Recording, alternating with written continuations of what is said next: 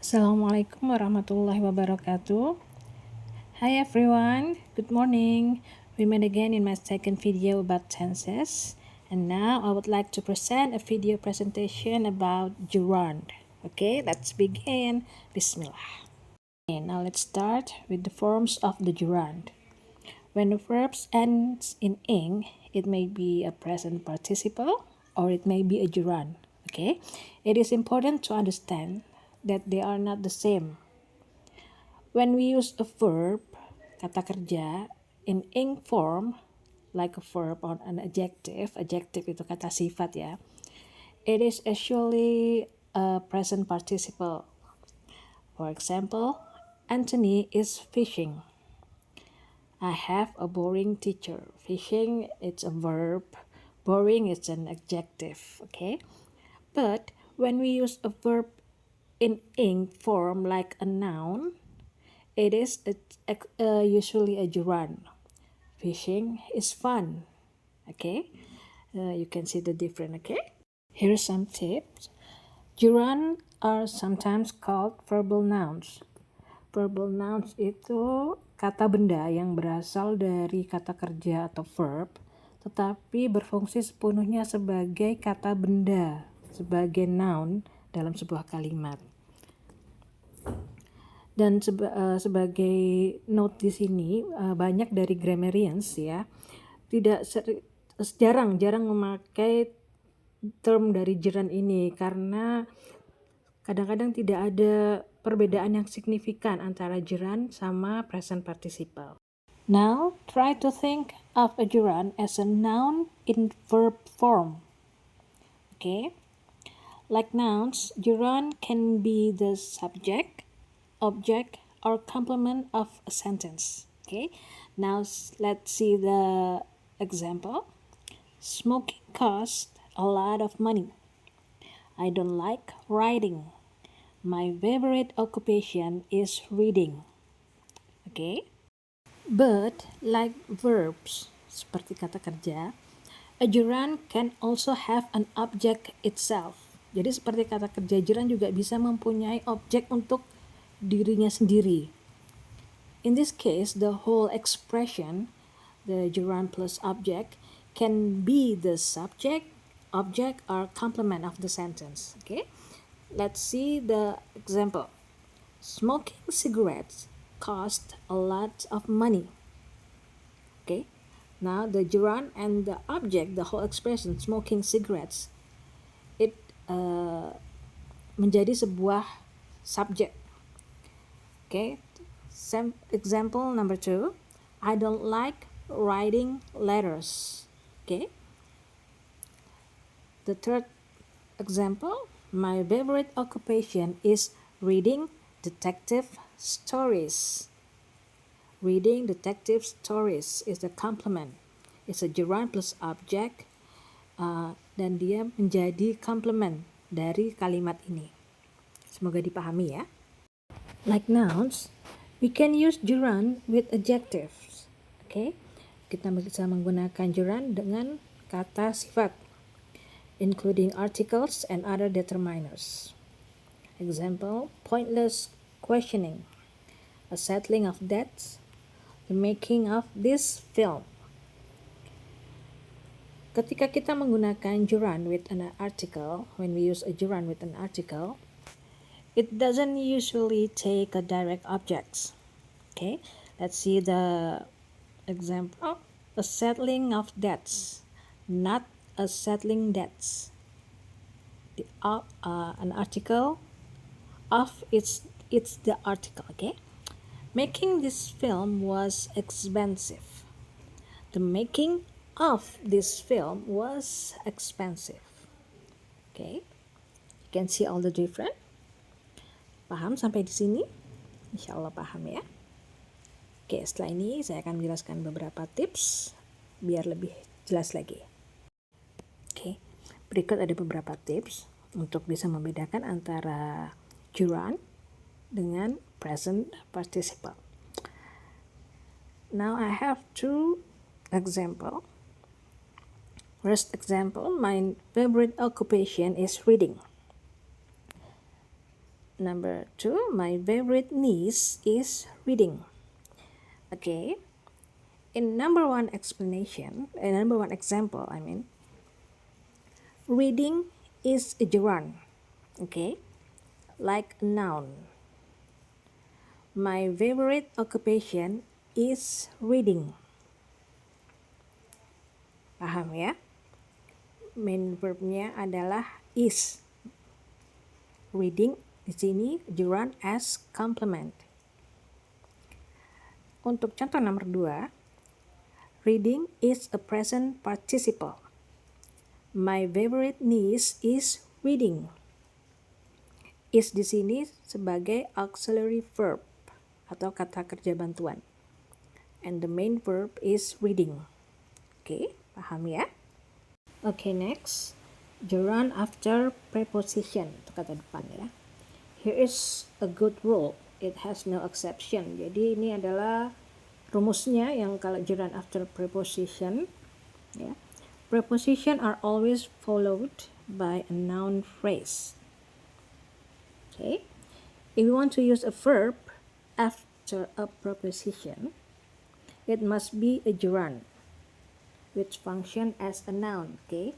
Kalau kita menggunakan verb setelah preposition, kata depan, itu pasti gerund yang berfungsi sebagai noun. Jadi, tidak mungkin kita menggunakan infinitive setelah preposition. Okay, here's a few example.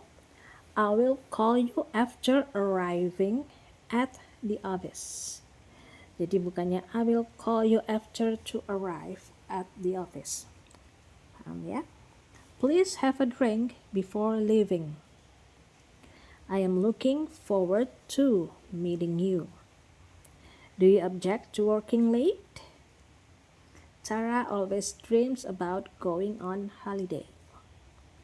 Ya Allah, paham ya sampai di sini gerund after preposition.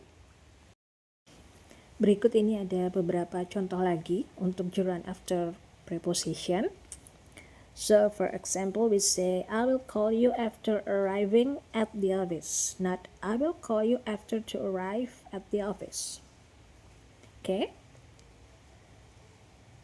You can see the bottom slide. Notice that you could replace all the above grounds with real nouns. Oke, perhatikan contoh yang di atas dan di bawah. I will call you after my arrival at the office. Paham ya bedanya? Please have a drink before your departure. I am looking forward to our lunch. Oke. Kalau contoh yang di atas, do you object to working late? Kalau kita ganti gerundnya dengan real nouns, jadinya do you object to this job? Okay. Paham ya? Insyaallah paham. Here's some tip about gerund after preposition. Okay. The above rule has no exception. Yang seperti saya jelaskan tadi, kalau rule tentang gerund after preposition, tentang preposition, itu tidak bisa diubah ya. So in the following sentences, why is to followed by driving in number 1 and drive in number 2. Okay, see the number 1. I'm used to driving on the left. Number 2, I used to drive on the left. Okay. In number 1, di contoh nomor 1, to, ya, preposition to is a preposition followed by a gerund or noun, as per the rule above. I am used to driving on the left. I am used to animals. Paham ya? Yang I'm used to driving itu gerund, jadi preposition followed by gerund. Kalau yang I'm used to animals itu preposition followed by noun. Contoh nomor 2, to, ya, di sini to-nya not a preposition, bukan kata depan. Itu bagian dari infinitive-nya, to infinitive. Jadi I'm used to drive on the left. Jadi to-nya ini bukan preposition ya. Itu bagian dari infinitive. I'm used to drive on the left. I'm used to smoke. Jadi to di sini bukan preposition. Okay, now the second terms. Gerund after certain verbs. Gerund setelah beberapa macam kata kerja. Okay. We sometimes use one verb after another verb. Often the second verb is in the to infinitive form. For example, I want to eat. Jadi kadang-kadang kita menggunakan kata kerja setelah kata kerja berikutnya. Dan biasanya kata kerja kedua ini ada bentuknya to infinitive. Contohnya I want to eat. Want ini kata kerja, it juga, to eat-nya juga kata kerja, seperti itu ya. But sometimes the second verb must be in the gerund form. For example, I dislike eating. Tapi terkadang second verb-nya, kata kerja kedua ini harus dalam bentuk gerund. Contohnya tadi I dislike eating. Dislike di sini kata kerja, eating-nya di sini gerund. Paham ya? Tapi ini tergantung dari kata kerja pertamanya. Berikut ada beberapa kata kerja yang biasanya followed by verb in gerund form. Oke. Jadi biasanya di kata kerja yang biasanya diikuti dalam verb dalam bentuk gerund. Contohnya seperti admit, appreciate, avoid, carry on, consider the verb, report, resent, risk, can stand, suggest, understand, and etc. Okay? Imagine, involve, mention, mind, miss, postpone, something like that. You can see in the slide. Okay, look at these examples. For gerund after certain verbs, she is considering having a holiday. Not she is considering to have a holiday. Jadi langsung disambung, she is considering having. Considering di sini verb, having di sini gerund. Okay? Do you feel like going out? I can't help falling in love with you. I can't stand not seeing you. Paham ya? Here's some tip. Some verb can be followed by the gerund form or the to infinitive form without a big change in meaning. Jadi beberapa verbs, kata kerja, bisa diikuti dengan gerund form atau bisa juga dengan to infinitive form tanpa mengubah maknanya secara besar seperti itu ya. Jadi tanpa mengubah makna. Contohnya seperti kata begin, continue, hate, intend, like, love, prefer, propose, start. In sentences, we can say, I like to play tennis. Okay, like verb, play, to play, ini to infinitive. I like playing tennis. Like di sini verb, playing is gerund. Okay, it started to rain. And it started raining. You can see this for example. The first one followed by to infinitive, verb followed by to infinitive. The second one is verb followed by the gerund. Oke, kita sudah sampai di terms yang terakhir, gerund in passive sense. Ya. We often use a gerund after the verbs need, require, and want. In this case, the gerund has a passive sense. Jadi kita kadang memakai gerund setelah verb need, require, dan want. Dan di sini gerundnya memiliki sifat pasif ya, seperti itu. Dan berikut adalah beberapa contoh untuk gerund yang memiliki sifat pasif. I have 3 shirts that need washing. Jadi shirtnya ini need to be washed. I sent it back to the shop because it needed fixing. Jadi barangnya ini dikembalikan ke shop because it needed fixing, butuh untuk diperbaiki, need to be fixed. This letter requires signing, need to be signed. Paham ya? Jadi yang diikuti kata kerjanya adalah need, require, dan want. The contract will require signing tomorrow.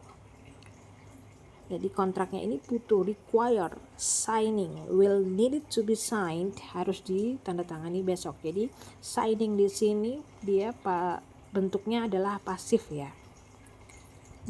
The house wants repainting. Your hair has wanted cutting for weeks, has needed to be cut. Insyaallah paham ya.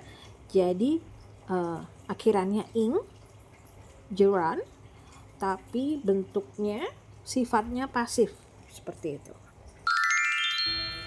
Alhamdulillah, that's all for my presentation today. Thank you for your attention. I'm Sharifah Aini signing out. Wassalamualaikum warahmatullahi wabarakatuh.